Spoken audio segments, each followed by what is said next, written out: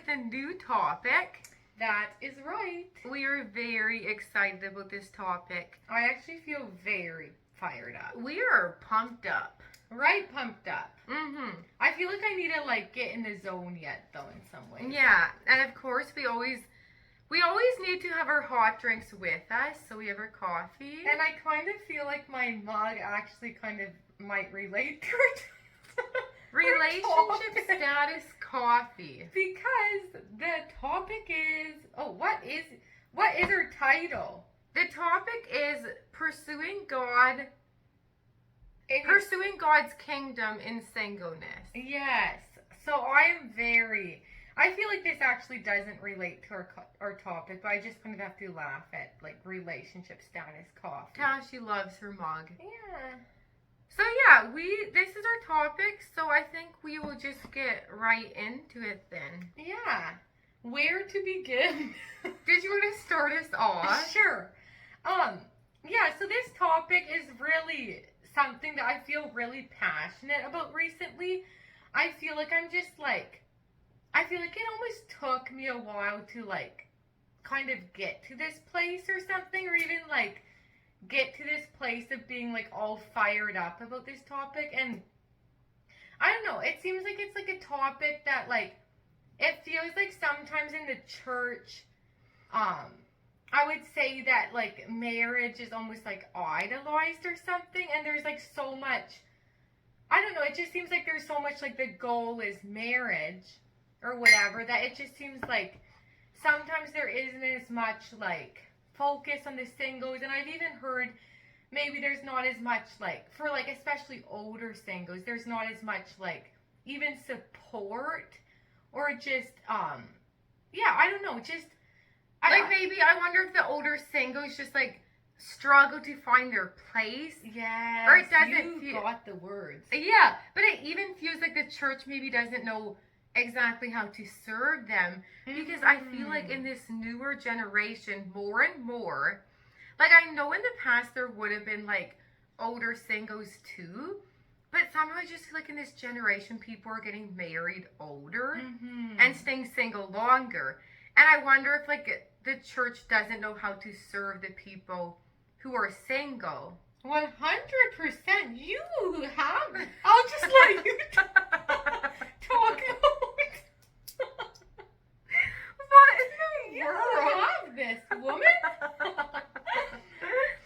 So there's the woman with the words there. What in the world? Was there anything else you were saying about that?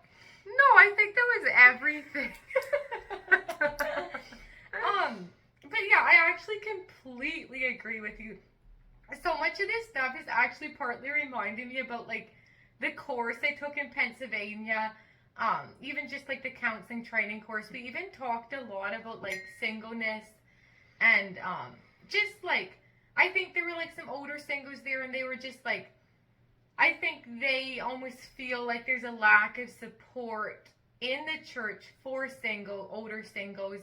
Even just I think some of the younger marrieds and stuff, because a lot of older singles, their friends would be married and have kids. And I think sometimes they even feel like their married friends don't even quite know how to interact with them, or even know how to include them. So if all their married friends are hanging out, then they aren't included because they're single. But then where's their place? They would almost like to be included in with the marrieds. I feel like even for me personally, I like to hang out with dating and married couples. I actually really love it. And so I would love to even be included in those stuff, even though I'm not even though I'm single right now. And as you're talking, I think it goes both ways, because also those younger couples that get married, I think they also kind of have a hard time finding their place for some reason, because some of us older single people still go out to youth, maybe not all the time, but at least sometimes. But then it's or even if we have a party or something, we might just randomly forget to invite the younger married couples. And so I think I wonder if I would say every person kind of has their struggles to figure out. But I do feel the older singles, that is really a big thing. But I'm glad you brought that up about the younger married people, because I feel like I have like kind of heard that sometimes for the people that get married younger and they maybe they don't have kids, maybe they do have kids, but then they're actually the same age as some of the single people, and then they don't get included in with like the single events. So I feel like it can actually really go both ways. So it seems like there's just that like balance that I think all of us can be sensitive to, like all of us can be sensitive to people and try to like include them in, even if like they're like married or even if they're single or whatever it is, that like we can just try to be more like sensitive to those areas. And yeah, it feels like all of us can kind of like grow in those areas. So yeah, to kind of dig into our topic a little deeper. Love it, girl. Yeah, I guess I was just gonna read some. She's a little prepared here. That's my Enneagram number. That actually is the thing. You guys know what Nicole. Hey there. You know what Nicole is on the Enneagram, but do you know what I am? We are very into the Enneagram. So Nicole is a 3, a social 3 with a 2 wing. Social 3 with a 2 wing. And I am a 6. I'm still actually trying to figure out if I'm social or self-preservation, I think. Yeah, I'm trying to figure out what I am. What I am with that, but I think I have a 7 wing. So yeah. She has that adventurous spirit in her. I really do. I really have a what's the word? A sense for adventure. Yeah. I do like my adventures. So, but then also 6 is like to be prepared. But yeah, that is one thing for 6 is. So here we go. I will read some verses here. 1 Corinthians. This is Paul talking, I think. First Corinthians. What verses was I gonna read? No. Oh yeah. Chapter 7, verse 32 to 34. I would like you to free. Oh no, actually, I'm not gonna start quite right there. An unmarried man is concerned about the Lord's affairs, how he can please the Lord. But a married man is concerned about the affairs of this world, how he can please his wife. And his interests are divided. An unmarried woman or virgin is concerned about the Lord's affairs. Her aim is to be devoted to the Lord in both body and spirit. But a married woman is concerned about the affairs of this world, how she can please her husband. I read these verses recently and I was like, what in the world? Like, I feel like I've heard them, but just there's something about them that just recently, you know how it is when like there's verses you've read before and they just suddenly stick out to you in a new way, or something that you've never or you almost can grasp it in a new way, or it's maybe in a season of life that you're like, oh my goodness, I completely understand that, and that's so cool. So that this just seriously stood out to me a lot recently. So it seems I do have to say that it seems like Paul is really, he maybe is a little biased. It seems like he kind of really, because he was single, he almost thinks that singleness is almost better. But that's kind of his opinion, because I feel in general it feels the Bible really it seems it talks a lot about marriage, and it seems marriage is a really sacred union, and it's a real it is really a gift or whatever. So I feel marriage is really, I don't even know what the words are, but it seems marriage can be really beautiful, and it seems it's a really legit.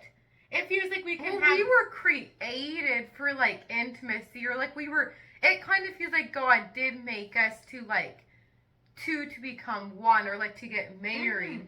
But I think there also is some people might be just called to be single for the rest of their lives too. Yeah.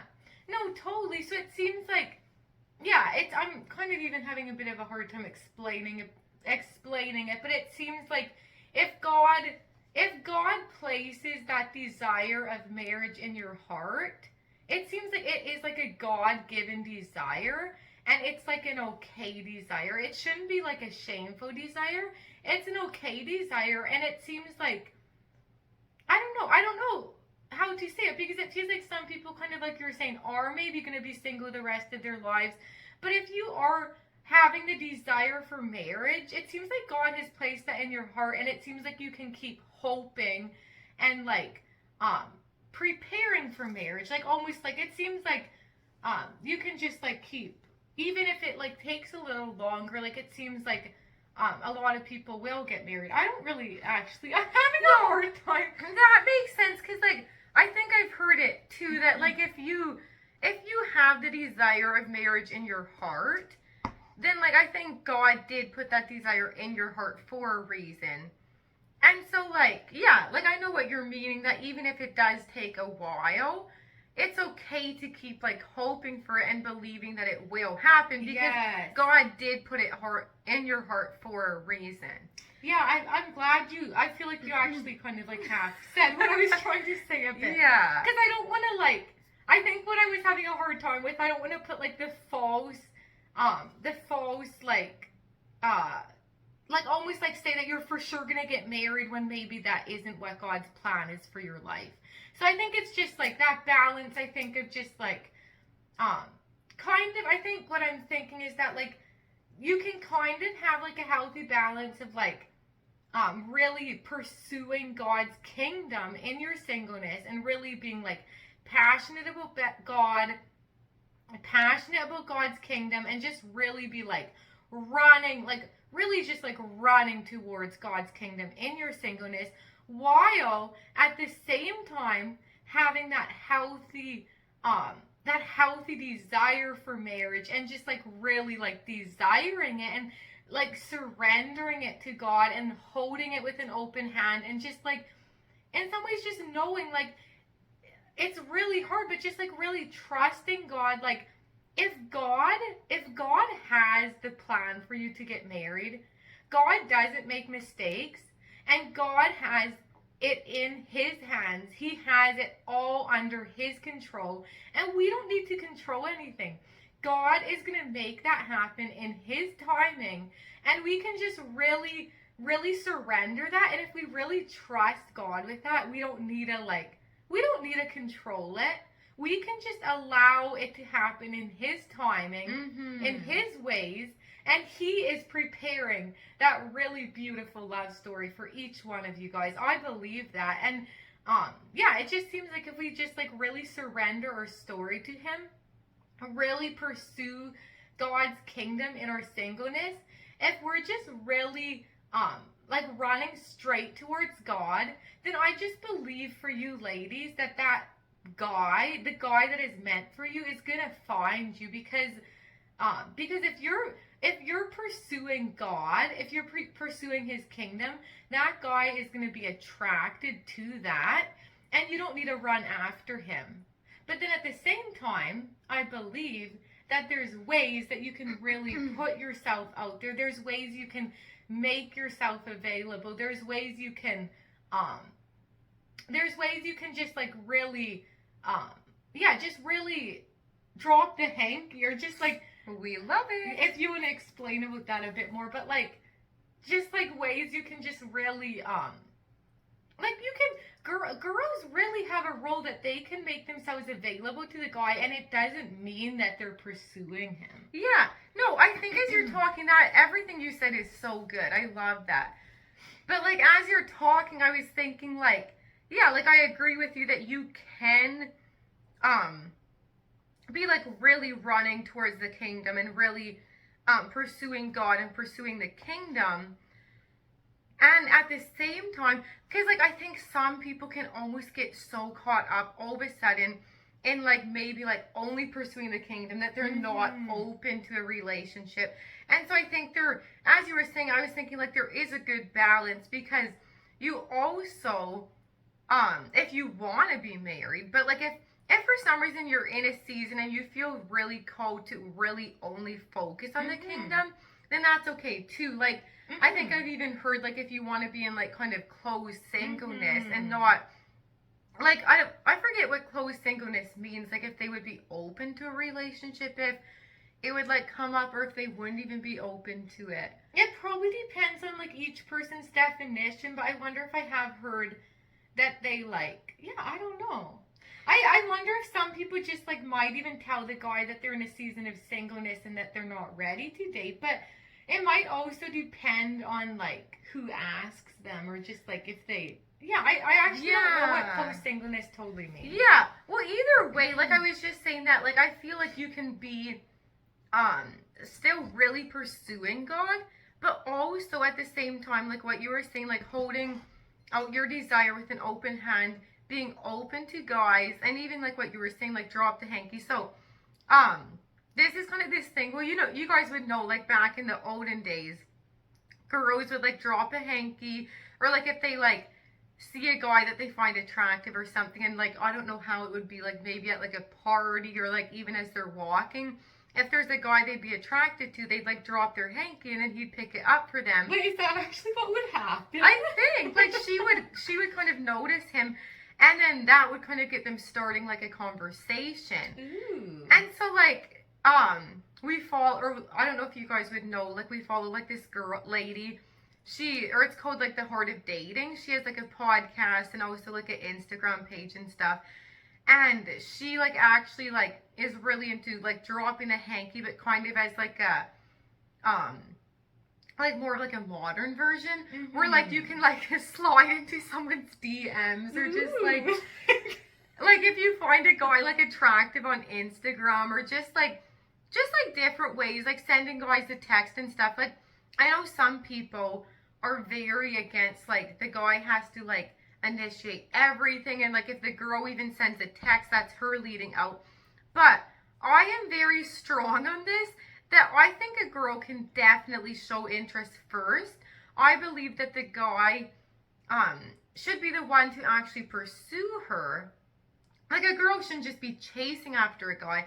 But, like, I really think sometimes guys need to see that a girl's interested. So, like, I think it's okay for the girl to, like, drop little hints, or, like, kind of show that she's interested by, like, sending him a text first. I don't think that shows that, like, she's initiating, or that she's leading out. Yeah. But then in the end, like, the guy would actually pursue her. And, like, almost, did you say this already? Like, almost like the girl can kind of maybe initiate, like, the first text, but almost, like, not be the one that continues to initiate. Like, he almost has to catch up to her speed and almost, like, take more initiative in some ways. Yeah, like, maybe what I'm thinking is she can, like, first show interest at first, but then after that, kind of, like, maybe allow, if he's interested, more allow him to pursue her, or kind of, like, I don't know if it'd be, like, 50-50, like, kind of, like, make sure she's not the one, like, just chasing after him or something. Yeah, no, totally. That's so good. But yeah, I think I was just thinking, even specifically, even about, like, even about these verses, it seems like so much, like, just, like, really, I don't know, just, like, really pursuing God in our singleness, or God's kingdom, because I think kind of what I was, like, thinking about this is that, or kind of what I said already, just, like, holding it with, like, an open hand, but then also, like, not just being stuck in the waiting, and, like, in the not just being, like, sitting there, like, oh, I'm, like, waiting for my husband, I'm just, like, sitting here, like, idly, like, not doing anything with my life. Like, waiting doesn't need to just be sitting still. Yeah. And it seems like it actually, I have to say this, that it actually can be so hard. Like, it's easier said than done. Like, it's easier said than done to just say, like, I'm just, like, content in my waiting. I'm just, like, pursuing God's kingdom. I'm just, like, totally okay being single. Guess what? It isn't as easy. It isn't as easy as it sounds, because it actually can be so hard. And, like, it feels like you can come to a good place.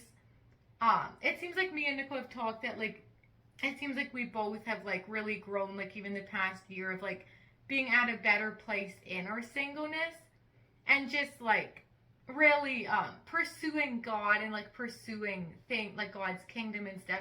But then at the same time, it's like there are days, there are weeks, there are times, and it's just like I just like wish I could be dating. I just like wish I could be married. Like it's just like there's times when it is just hard.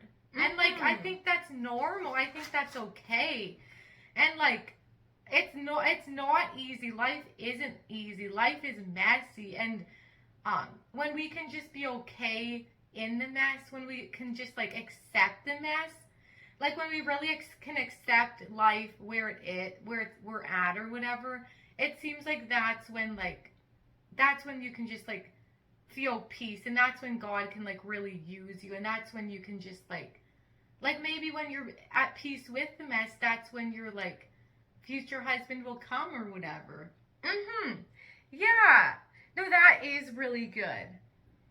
So I was thinking that I would even maybe just share a little bit about like my story, like kind of the last, I'm not going to go into a lot of details, but like the last, like, I would say like the last few years, I've really been on this journey of like, really like finding myself, and also like finding, just learning to really be content being single, and also being content in, fully just like being, how do I word this? Like being content being with God, or being fully filled by God, and not, because I think for the longest time I just felt like I needed like a guy to like fail me. I think I just like idolized a relationship, or like just always like feeling like I needed to like be happy if I was like messaging a guy, or kind of had a guy, I'd at least be messaging. And I just felt like I really like idolized like being in a relationship and having a boyfriend and stuff. And I just kind of feel like, especially within like the last few years, and maybe within the last year especially, or I kind of feel like different experiences I went through with guys really has led me to become more content being single, and being more content just being fully fulfilled by God. Because yeah, I think for the longest time I idolized a relationship, and just thought that once I get in a relationship I'll be happy, like all my problems will go away, and I'll just be happy. But like that is totally a lie. It's not even like, that's not reality. Like I think I just like idolized it up in my head. And I think it also has to do with like me being such a like like I just feel like I have like kind of like a romantic person, or just like really like have that desire to be married, kind of like a feeler and stuff, and just like really like have like, how would you say it? Yeah, like you're almost calling yourself like almost like a bit of like a romantic type person. Or yeah. So I feel that like makes sense. So I feel like I'd be like that I just like, I wonder if that's another reason for my personality, that like I just like feel like I really like wanted that relationship. But I think just within the last year, I feel like I've come to this place of just letting go of a relationship, and just really like finding my fulfillment in God, and allowing God to pursue my heart, and just like being really like aware of the different ways that God is like pursuing me. And like giving gifts to me. So just like kind of like randomly going on little solo dates with God, or just like going for walks, and really like being able to like appreciate, because I really believe that God is a romantic God. Like he is a romantic heart. And so like even just like really like being aware of like the beauty around us, of like the sunset, the sunrise, just the beauty of nature and stuff, has really like just like really helped me to like find my fulfillment in God, and allow God to pursue my heart, allow God to be my first love, because I just really feel like I needed that. And like now I just feel like with being completely fulfilled in God, like it's not like I'm at a perfect spot, but but I'm not like idolizing a relationship so much. Yeah. And so like now I think God really wanted me to get to that place of being completely fulfilled in him.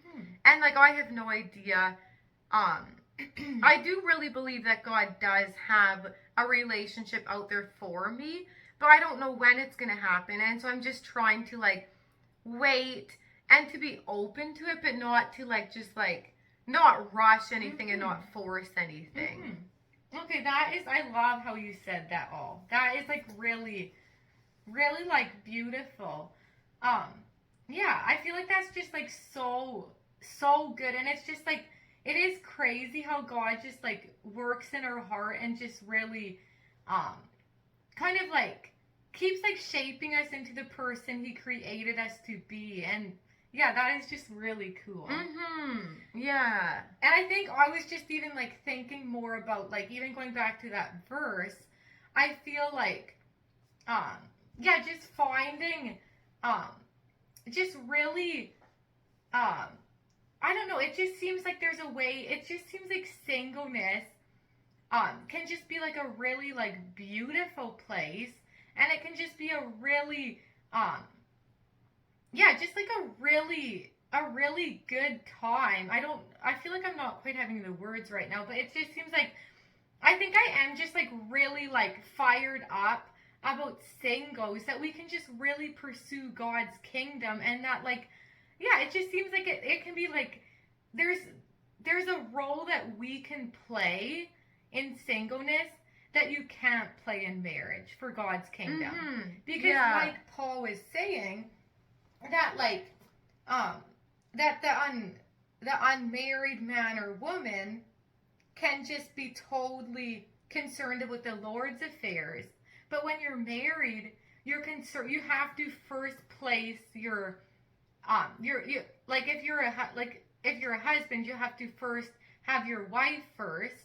Like serve your wife before you serve like your ministry. Yeah, before you serve God's kingdom. And then as a wife, you have to serve your husband first before you serve God's kingdom. But as a single, guess what? We can serve God's kingdom first, and we have that much more time to just really pursue God's kingdom. So it seems like it can be a really cool time that we can just really focus on God and focus on his kingdom. And even just like I was thinking like what are some of your like passions and interests, like for you single ladies? Like what are some of your passions and interests, or even like some of your like spiritual gifts? Like me and Nicole are thinking of maybe putting the link in somewhere, maybe on our Instagram page or something, for like a spiritual gift test, and just really like maybe doing that test and seeing what your spiritual gifts are, and really using that, because I feel like sometimes we can just be like maybe just like not be the most confident in ourselves, or maybe just like a little bit like maybe insecure, and just like like I feel like I maybe have this gift, but I'm just like too scared to use it. But just really like finding your identity in Christ, and really finding your confidence in Christ, and just really using your spiritual gifts for God can be so, I feel like that can just be so beautiful, and so like, yeah, it just seems like you can just use your spiritual gifts in really amazing ways. Yeah, no, I love that. Oh, I'm trying to think. As you're saying this, it reminds me, I can't think of the right word, but I was just listening to a podcast where like, oh, I can't think of the word right now, but like where you like feel like you're not good at something, and so then you just don't start it. But like it feels like you have to be like brave enough and courageous enough to start it, because you're not going to be, you might not be good at the beginning because you're just like starting, but to be okay with maybe things being a little bit messy and like and just starting. But that can be like so like scary to just start. Like I know there's been so many things in my life where I'm like, well, I kind of feel like I have a gift in this or that, but then it's like it's so easy to like compare to other people and think, well, they're already doing that, so like maybe there's not a place for me to do this or something. Oh my goodness, that is really good. I feel like I actually can relate to that. And I think sometimes, I think it is almost this thing that, like, it doesn't sometimes almost feel like prideful or something. Like, it almost feels prideful to think, well, I have this gift, I should use it. But it isn't prideful. Like, if anything, God gave you that gift and He wants you to use that gift. So, like, yeah, I just feel like we should um, really like use our spiritual gifts as much as we can and just really like lean into all God has for us. Yeah. And even as we're talking about this, I'm thinking like, even to be able to like, if you see something in another person, like if you see, oh, I think they have this like spiritual gift of like, maybe like, I forget what the different ones are, but like teaching or like discernment or encouragement, then really call it out in them and really like say like, I see this, like encourage them and say, I see this in you. Because sometimes I think for yourself, it's like, if you think you can be your own worst like self-critic or whatever, that like sometimes you need a little encouragement from other people. So to really like encourage other people and really speak truth into them, and then that might be what they need to start up something and use their gift. Yeah, no, totally. And it seems like it can be kind of scary to just go encourage someone, or like, especially if you feel like you don't know them very good, or just even sending a message, it feels like it can be really scary. But guess what? Maybe that's exactly what they need in order to start whatever God's calling them to start. Like, you won't ever, unless, like, you might not ever know how much an encouraging word will mean to someone. Maybe you won't ever know, but I feel like, at least on my end, whenever someone encourages me about something, it just, like, literally means so much. Like, it's like, sometimes I'm like, well, what would someone think if I, like, encourage them in this area? It can just feel awkward. Yeah, but it's like when you're the person, it always feels good. So I think we should just, like, lean into that and not overthink it. Yeah, and that can even be, like, another cool way of, like, in your singleness to really, instead of putting your focus on yourself, like, oh, like, I wish I'd be dating, or, like, just, like, always being, like, wishing you'd be in the next season or whatever, but to just really, instead of focusing on yourself, I think what will really help you to become more content is to really put your focus on others, and kind of similar to like, this can kind of even be part of like pursuing the kingdom, like just really put your focus on others and be there for others and encourage others. And like that can kind of be part of like, that can be like a way of like really putting the focus off yourself and like a way of like serving others. Yeah, no, that's really good. Yeah. Do you have anything else? Like, I feel like maybe we should be wrapping up here soon. Yeah. No, I actually can't really think of anything else, or maybe there would be other things that I could think of. But like, yeah, I guess we could see if we always want to have like a part 2 or something on this.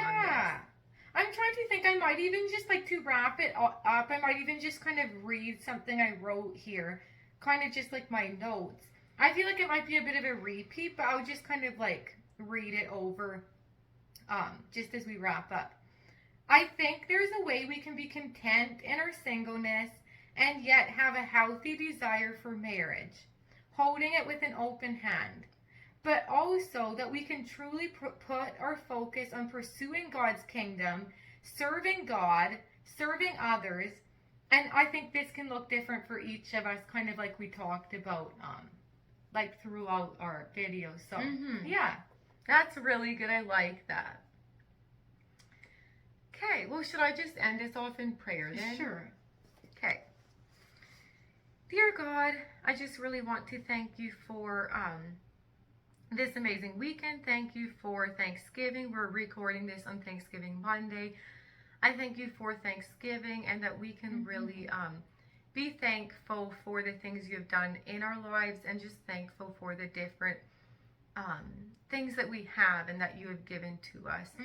And right now I just want to lift up each girl watching, each girl on the other end, or guy, because we know that sometimes the guys watch this too.